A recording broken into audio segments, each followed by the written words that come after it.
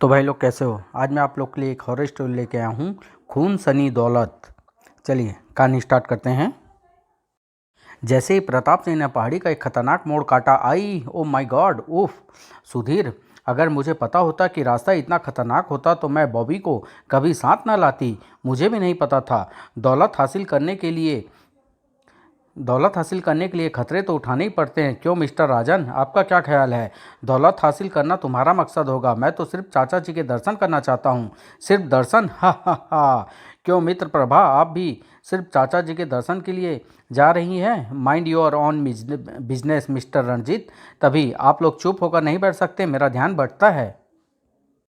वह पांचों आपस में दूर के रिश्तेदार थे और पहले कभी आपका आपस में नहीं मिले थे। आज उनका एक साथ यात्रा करने का कारण एक रहस्यमय पत्र था जो उन सबको अलग अलग मिला था।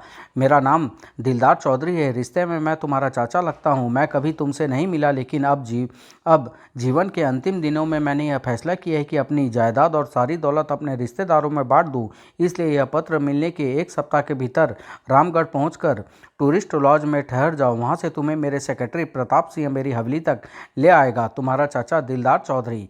पत्र मिलते ही सब टूरिस्ट लॉज में पहुंच गए थे और अब वैन में सवार इन खतरनाक रास्तों से गुजर रहे थे। यह बात सभी जानते थे कि दिलदार चौधरी नामक एक व्यक्ति उनका संबंधी अवश्य है और इसी देश में किसी भाग में रहता है। आधे घंटे बाद, माय गॉड, इस पहाड़ी क्षेत्र में यह हवेली देखकर हैरत होती है। यहाँ की सजावट देखकर ही अनुमान लगाया जा सकता है कि दिलदार चाचा के पास बहुत दौलत है। आइए मैं आप लोगों को कमरे दिखा देता हूँ। चौधरी साहब आप लोगों से डिनर पर भेंट करेंगे अपने अपने कमरे में पहुंचकर। कितनी हैरत की बात है सुधीर, जिस चाचा से तुम आज तक नहीं मिले वह अचानक तुम्हें इतनी दौलत अपनी दौलत में हिस्सेदार बनाना चाहता है। कुछ देर बाद, ठक ठक, एक्सक्यूज़ मी, क्या मैं अंदर आ सकता हूँ। ओह, आप आइए आइए। आपका बच्चा बड़ा प्यारा है, क्या नाम है इसका। बॉबी। अच्छा नाम है। बाय द वे, आप लोगों को यहाँ आकर कुछ अजीब सा नहीं लग रहा है। नहीं तो आप कहना क्या चाहते हैं। यही कि अगर बुढ़े को अपनी दौलत ही बांटनी थी तो यहीं से बैठे बैठे भी बांट सकता था। हम लोगों को इस तरह यहाँ बुलाने की क्या ज़रूरत थी। मिस्टर रणजीत, आपको चाचा जी का नाम इज्जत से लेना चाहिए। मुझे तुम्हारी नसीहत की ज़रूरत नहीं। सुधीर, मुझे यहाँ का माहौल कुछ रहस्यमय लगा था, इसलिए तुम लोगों को सावधान करने चला आया था। अब मैं चलता हूँ। मुझे यह आदमी काफ़ी खतरनाक लगता है, इससे सावधान रहना होगा। रात को डिनर के लिए सब लोग हॉल में एकत्र हुए। मिस्टर प्रताप सिंह, क्या चाचा जी डिनर नहीं लेंगे। मैं खाना लगाने के बाद उन्हें बुलाने जाऊँगा। खाना लगाने के बाद प्रताप सिंह चौधरी साहब को बुलाने के लिए चला गया था, लेकिन 5 मिनट बाद अकेला वापस आ गया। चौधरी साहब की तबीयत ठीक नहीं है। डिनर के बाद वह आपसे अपने लाइब्रेरी में मुलाकात करेंगे। यह बूढ़ा तो स्थिति को रहस्यमय बनाने की कोशिश कर रहा है। मुझे यहाँ का वातावरण काफ़ी रहस्यमय लग रहा है। फिर सब डिनर का आनंद लेने लगे। बहुत स्वादिष्ट खाना है। हाँ जी हाँ। क्या यह खाना तुमने बनाया है प्रताप सिंह। यह बंदा भी बुढ़े से कम रहस्यमय नहीं है। ड्राइवर भी है, सेक्रेटरी भी है और रसोईया भी। साथ ही सूरज से पूरा भूत लगता है। प्लीज़ चुप होकर खाना खाइए। डिनर के बाद आप लोग बैठिए, मैं चौधरी साहब को बुला कर लाता हूँ जल्दी ही। यह तो अपंग है। ओह दिलदार चाचा, तुम सबको यहाँ देखकर मैं बहुत खुश हूँ। तुम लोगों को यहाँ कोई तकलीफ तो नहीं है ना। तकलीफ तो नहीं है, लेकिन जिज्ञासा अवश्य है। कैसी जिज्ञासा। मैंने तो पत्र में स्पष्ट लिखवा दिया था कि मैं तुम लोगों में अपनी दौलत बांटना चाहता हूँ। बड़ी मेहरबानी। अब यह भी बता दीजिए कि यह दौलत का बंटवारा कब करेंगे। सारी दौलत हवेली में ही मौजूद है। तुम्हें यहाँ 15 दिन रहना होगा। तुम में से जो व्यक्ति मुझे सबसे अधिक पसंद आएगा उसे मैं सबसे बड़ा हिस्सा दूंगा। उसके बाद अपना अपना हिस्सा लेकर तुम लोग जा सकते हो। उसी रात रणजीत अपने कमरे में सोच में डूबा था। बुढ़ा कह रहा था कि दौलत इसी हवेली में है, क्यों ना मैं उस दौलत को खुद ही तलाश कर लूं और सबके हिस्से पर हाथ साफ करके यहाँ से चलता बनूं। और अगले पल, इस तरह की हवेलियों में तहखाने बनाए जाते हैं और कीमती चीज़ें वहीं छुपा कर रखी जाती है। जल्दी ही एक कमरे में पहुंचकर वह तहखाने का रास्ता तलाशने की कोशिश करने लगा। उफ, कितनी धूल है। कम से कम इस कमरे में तो तहखाने का रास्ता नहीं है। यह अलमारी खिसका कर देखता हूँ। इसी तरह 4-5 कमरे देखने के बाद वह एक स्टोर नुमा कमरे में पहुंचा। जैसे ही उसने अलमारी खिसकाई, ओह दरवाज़ा। उसने कबाड़ में से एक लोहे की छड़ उठाई और ओह, लगता है यह दरवाज़ा वर्षों से नहीं खोला गया। सब सब साले आराम से सोते रह जाएंगे और मैं सारी दौलत लेकर निकल जाऊंगा। सीढ़ियाँ समाप्त होते ही यहाँ भी ताला है। धड़ाक। दरवाजा खुलते ही भीतर भीतर रुकी हवा एक झोंके के रूप में तेजी से बाहर निकली। साएं ओह! रणजीत को ऐसा लगा था जैसे किसी अदृश्य शक्ति ने उसे जोर से धक्का दिया हो। ओह! इतनी तेज हवा कहाँ से आ रही है जिसकी वजह से दरवाजा अपने आप ही बार बार खुल और बंद हो रहा है। धड़ धड़ धड़। अचानक उसके भीतर भय का जबरदस्त लहर उठी और वह वापस भाग खड़ा हुआ। यह तो कोई गड़बड़ है। खजाना भाड़ में जाए। उस हवा के साथ एक अजीब सी दुर्गंध भी थी। और जैसे ही वह सुधीर के कमरे के निकट पहुंचा, कमरे से बाहर आती लता से जा टकराया। आई धाड़! आह! बच्चा हवा में उछलकर जमीन की ओर गिरा। मेरा बच्चा! यह मेरे बच्चे को क्या हो गया? इसकी तो सांस ही नहीं चल रही। सांस नहीं चल रही? ठीक से देखिए लता जी। अगले पल, सुधीर जल्दी आओ। क्या हुआ लता? सर सुधीर, बॉबी को कुछ हो गया है। मुझे दो बॉबी को। इसने मुझे टक्कर मारकर बॉबी को गिराया था। यही मेरे बच्चे का कातिल है। यह आप क्या कह रही है? सुधीर ने बच्चे को हिलाया डुलाया। बॉबी बॉबी, मगर बच्चे के शरीर में कोई हरकत नहीं हुई। शोर सुनकर प्रभा और राजन भी अपने कमरों से निकल कर आए थे। क्या हुआ लता बहन? रो क्यों रही हो? हमारे बेटे को कुछ हो गया है। इसने गिराया था बॉबी को तभी। अरे यह तो ठीक है बॉबी। मेरे लाल, क्या हो गया था तुझे? आप बेकार ही घबरा गए थे। गिरने के कारण कुछ देर के लिए यह सकते में आ गया था और आप समझे कि, लेकिन तुमने लता को टक्कर क्यों मारी? रंजीत ने यह बताना उचित नहीं समझा कि वह अंधाधुंध क्यों भाग रहा था, अतः उसने झूठ बोला। मुझे रात को जॉगिंग करने की आदत है, इसलिए कॉरिडोर में दौड़ लगा रहा था। अचानक लता जी बच्चे को उठाए कमरे से बाहर निकली और मैं इनसे टकरा गया। अब छोड़िए इन बातों को मिस्टर रंजीत का इसमें कोई विशेष दोष नहीं है। फिर भी मैं लता जी से क्षमा चाहता हूँ। ठीक है, हमें आपसे कोई शिकायत नहीं है। फिर सब अपने अपने कमरों में चले गए। अगली सुबह बाहर तेज बर्फीला तूफान उठ खड़ा हुआ था। प्रताप सिंह ने हर एक को सावधान किया, बर्फानी तूफान आ गया है। यहाँ हवाएं बहुत तेजी से चलती है। कमरे की खिड़कियां बंद रखना। भारी बर्फ गिरने के कारण चारों ओर से रास्ते बंद हो जाते हैं और उन्हें खुलने में लगभग 10-15 दिन लग जाते हैं। Oh my God! नाश्ते के टेबल पर लगता है अब हम लोग यहाँ 10-15 दिन के लिए कैद होकर रह जाएंगे। कैद नहीं, आप लोग यहाँ मेहमान हैं और वैसे भी आपको 15 दिन तो यहाँ रहना ही था। बस तूफान के कारण अब आप लोग हवेली से बाहर नहीं जा सकेंगे। तभी खट खट खट, यह कैसी आवाज़ है? कोई हवेली का दरवाज़ा खटखटा रहा है। मैं जाकर देखता हूँ। कुछ क्षण बाद, नमस्कार, मेरा नाम विजय खन्ना है। मैं आर्टिस्ट हूँ। प्राकृतिक सौंदर्य के चित्र बनाने इन पहाड़ियों में आया था कि तूफान में फंस गया। अगर तूफान रुकने तक यहाँ पनाह मिल जाती तो ज़रूर। तूफान रुकने तक तुम यहाँ हमारे मेहमान बनकर रहोगे। शुक्रिया। विजय विजय से सबसे अधिक प्रभा प्रभावित हुई थी। कुछ ही घंटों में वह दोस्त बन गए थे। प्रभा से सारी बात जानकर तुम्हारे चाचा जी ने बड़े रहस्यमय ढंग से अपने रिश्तेदारों को यहाँ एकत्र किया है। हाँ, बड़े ही रोमांचक लग रहा है यह सब। उसी रात डिनर के बाद मुझे चाय नहीं पीनी। मैं अपने कमरे में जा रहा हूँ। आज आपका बेटा कहाँ है लता बहन? वह सो रहा था इसलिए उसे नहीं लाई। सुधीर के कमरे के सामने से गुजरता रंजीत बुरी तरह चौंक उठा। 6 माह के बॉबी बॉबी को टांगों पर चलता देख। हा हा हा! हे भगवान, यह मैं क्या देख रहा हूँ? ओह हा हा हा! रंजीत को ऐसा लगा जैसे कोई जबरदस्त ताकत उसे नीचे गिरा रही है। अगले ही पल, आह धाड़! ई उधर हॉल में ई! ओह, यह कौन चीखा? यह तो रंजीत की आवाज़ थी। आओ देखते हैं। उफ! ई! हे भगवान! रंजीत!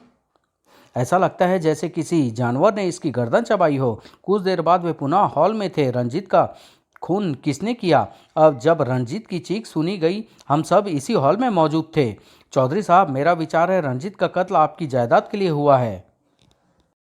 क्या मतलब? जितने वारिस कम होंगे जायदाद उतनी ही ज़्यादा हर एक के हिस्से में आएगी।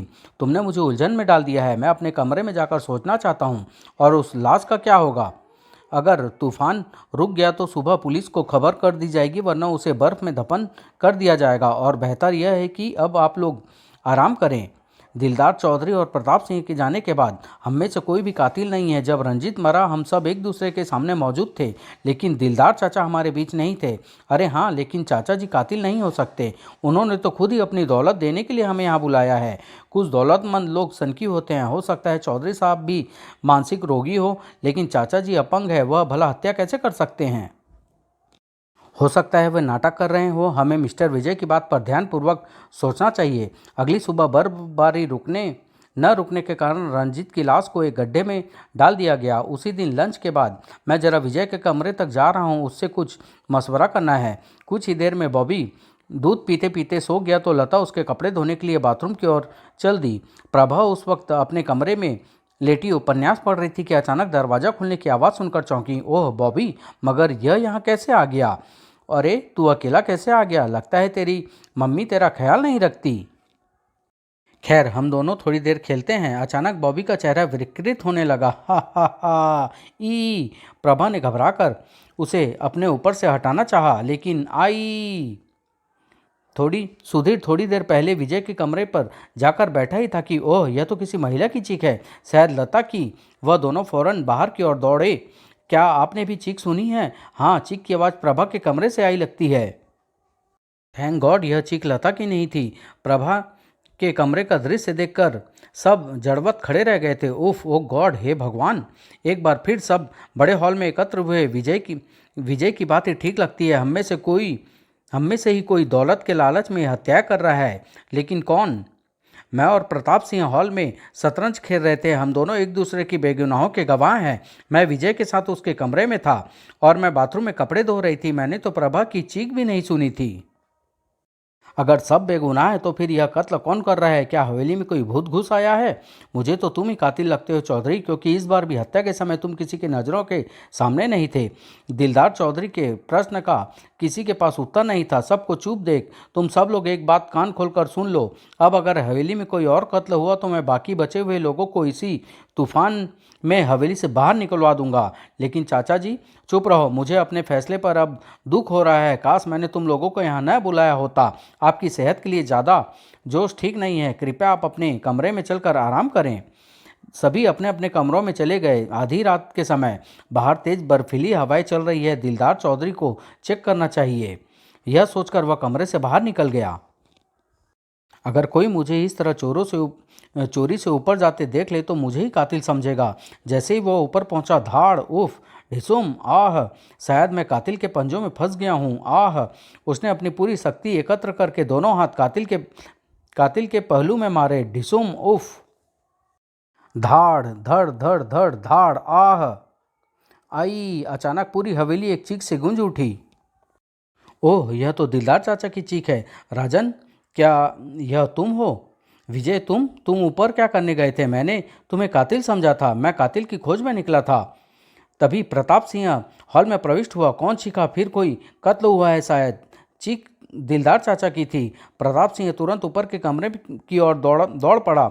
चलो हम भी देखते हैं। दिलदार चौधरी के कमरे में। चौधरी साहब, चाचा जी। ओह नो, मैं तो इन्हें ही कातिल समझ रहा था। तभी सुधीर और लता भी अपने बच्चे के साथ वहां पहुंच गए। क्या हुआ? चाचा जी चले गए? सुधीर, नहीं। अचानक प्रताप सिंह उनकी ओर घुमा। तुम सब लोग नीचे चलो, मैं तुमसे बात करना चाहता हूँ। चलो, हम भी तुमसे कुछ पूछना चाहते हैं। नीचे हॉल में आकर सब बैठ गए, लेकिन प्रताप सिंह खड़ा रहा। तुम ही लोगों में से किसी ने मेरे मालिक को मारा है। कातिल या तो खुद सामने आ जाए, वरना मैं तुम सबको मार डालूंगा।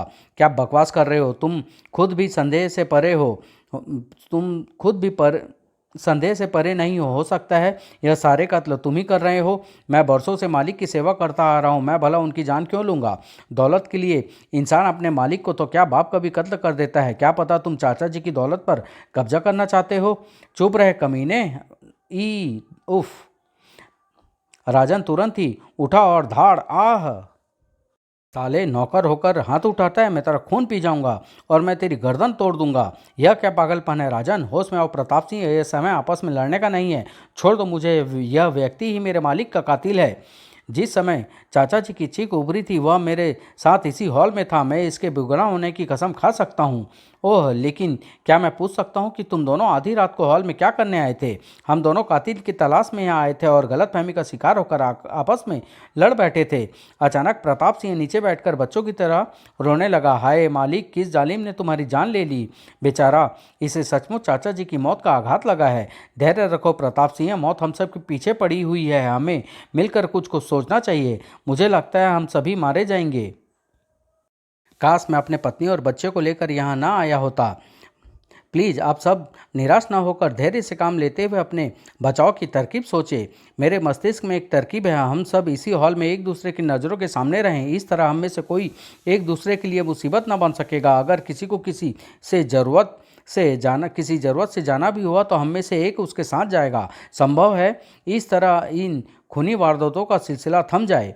यह तरकीब अच्छी है, कोई किसी को धोखा नहीं दे सकेगा और तूफान रुकते ही हम यहाँ से निकल चलेंगे। सब इस तरकीब पर सहमत हो गए और वहीं हॉल में बैठे रहे। लेकिन कुछ देर हुई हुई थी कि क्या हुआ इसे? दूध की शीशी खाली हो गई, इसलिए रो रहा है। दूध तो किचन में है, मैं अभी लेकर आता हूँ। ठहरो, मैं भी तुम्हारे साथ चलता हूँ, कुछ खाने पीने का सामान भी ले आएंगे। ठीक है, 2 आदमी जाएं, यही अच्छा है। वह दोनों चले गए तो विजय उठते हुए बोला, मैं उन दोनों के पीछे जा रहा हूँ। प्रताप सिंह हम में सबसे अधिक संदिग्ध व्यक्ति है, दूर रहकर उसकी निगरानी करना चाहता हूँ। यू आर राइट विजय।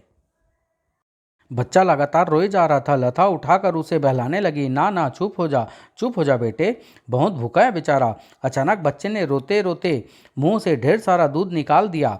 अरे, इसने तो उल्टी कर दी, आपके सारे कपड़े गंदे हो गए।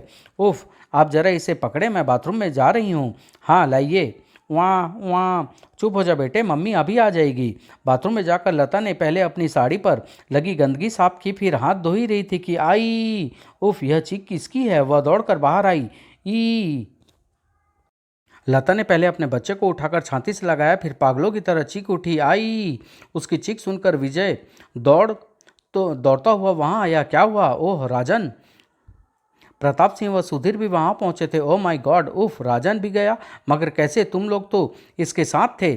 लता ने रोते हुए उन्हें राजन के अकेले रह जाने का कारण बताया तो प्रताप सिंह ने क्रोध से विजय को देखा। तुम्हें जासूसी करने की क्या जरूरत थी? यही राजन और लता के साथ क्यों नहीं रुके? मैं शर्मिंदा हूँ, मैंने तो समझा था कि राजन और लता एक दूसरे के सामने रहेंगे।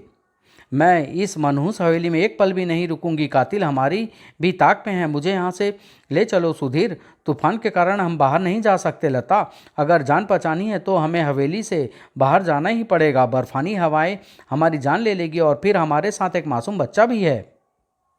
मेरा विचार है यह रात किसी तरह गुजार ली जाए, सुबह होते ही हम हवेली से निकल चलेंगे। ठीक है, लेकिन रात हम सब इस लाश के पास नहीं गुजार सकते। वहाँ से वह एक कमरे में आ गए। किसी की आंखों में नींद नहीं थी। बाहर अभी भी बर्फीली हवाएं जोर जोर से चल रही थी। आखिर शेष रात बिना किसी अप्रिय घटना के बीत गई। सुबह हो गई और बर्फबारी भी बंद हो चुकी है, लेकिन तेज हवाएं अभी भी चल रही है। अब हमें तुरंत यहाँ से निकल चलना चाहिए। ठीक है, बच्चे के लिए दूध और कुछ खाने पीने का सामान ले लो। अगर हम तूफान में फंस गए तो खाने के सामान की ज़रूरत पड़ सकती है। लता बहन और विजय खाने का सामान लेने जाएं। मैं सुधीर और बच्चे के साथ यहीं रुकता हूँ। ठीक है, बॉबी को मुझे दे दो और विजय के साथ जाओ। कुछ पल बाद मैं दूध गर्म करके फ्लास्क में भरती हूँ, आप खाने का सामान पैक कीजिए। ठीक है। दूध गर्म होने में 5 मिनट से अधिक का समय लगा था। लता ने फ्लास्क भरकर विजय की ओर देखा। आपका काम हुआ? हाँ। तभी बाहर से चीख की आवाज़ उभरी। हे भगवान! आई ओह! दोनों पागल की तरह बाहर की ओर दौड़े और जब कमरे के निकट पहुंचे, नहीं, ओह नो! सुधीर, बॉबी। लता के पीछे विजय भी कमरे में प्रविष्ट हुआ। सुधीर, यह क्या हो गया? मेरा पति भी गया। सुधीर, तुम मुझे किसके सहारे छोड़ गए? विजय भारी मन से लता के निकट पहुंचा। लता बहन, पहले अपने बच्चे को संभालिए। बच्चा? मेरा बॉबी। फिर उसने लपक कर बॉबी को उठाकर गले से लगा लिया। मैं अब यहाँ एक पल भी नहीं रुकूंगी, अपने बच्चे को लेकर भाग जाऊंगी। सुनिए तो। मगर दरवाजे के निकट पहुंचकर लता को ठोकर लगी। आह लता जी, यह कौन? तभी वहाँ किसी के हंसने का स्वर उभरा। यह कौन हंसा? हा हा हा। फिर उन्होंने एक भयानक दृश्य देखा। हा हा हा। उसके मुख से निकलने वाली आवाज़ बहुत ही भयानक थी। नहीं, हा हा हा। बॉबी अगले ही पल आई।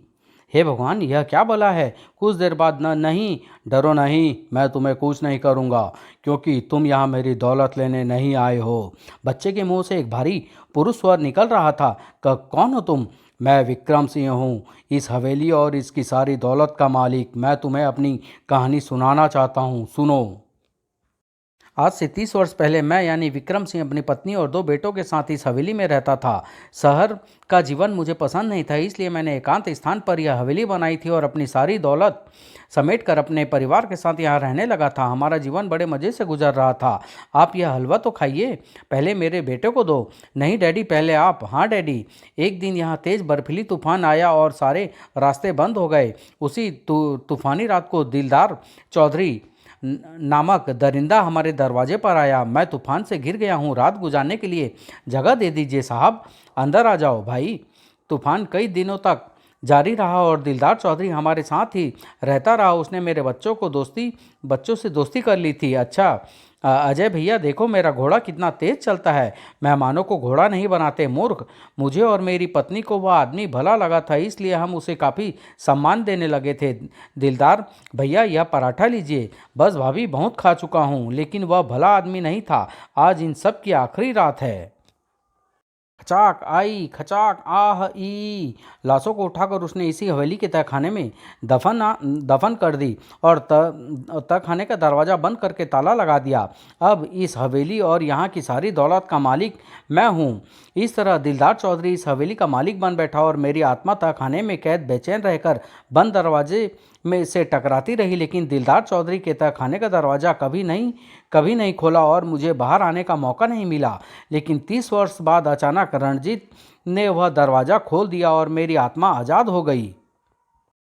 जैसे ही मैं आज़ाद होकर बाहर निकला, मुझे एक शरीर प्राप्त हो गया। अपनी माँ की गोद से गिरने के कारण बॉबी मर गया था। मैं तुरंत उसके शरीर में प्रवेश कर गया और आप बेकार ही घबरा गई थी। गिरने के कारण बच्चा कुछ देर के लिए सकते में आ गया था और आप समझी कि बॉबी तभी से बॉबी के शरीर में मेरा निवास है। अब मुझे पता चला कि दिलदार चौधरी ने अपने सारे रिश्तेदारों को वह दौलत देने के लिए एकत्र किया था जो वास्तव में मेरी थी। तो मैंने दिलदार चौधरी से प्रतिशोध लेना आरंभ कर दिया और एक एक करके उसे और उसके पूरे रिश्तेदारों को समाप्त कर डाला। यहाँ सिर्फ 2 व्यक्ति ऐसे थे जो दिलदार के परिवार से संबंध नहीं रखते थे। एक प्रताप सिंह था, लेकिन दिलावर मेरी दौलत में से उसे भी हिस्सा देना चाहता था, इसलिए मैंने उसे भी मार डाला। दूसरे तुम हो। न तो तुम्हारा दिलदार से कोई संबंध था और न ही तुम्हें दौलत मिलनी थी, इसलिए तुम जीवित हो। तो क्या तुम मुझे जीवित छोड़ दोगे? हाँ, तुमसे मेरी कोई दुश्मनी नहीं है। जाओ, भाग जाओ यहाँ से। विजय सिर पर पांव रख कर वहाँ से भागा। हवेली से काफ़ी दूर निकल आने के बाद उसने मुड़ कर देखा तो पूरी हवेली में शोले भड़क रहे थे। ओह, विक्रम सिंह ने हवेली को आग लगा दी है। शायद वह अपने दुश्मनों की लाशों व अपनी दौलत की कहानी यहीं खत्म कर देना चाहता था। समाप्त।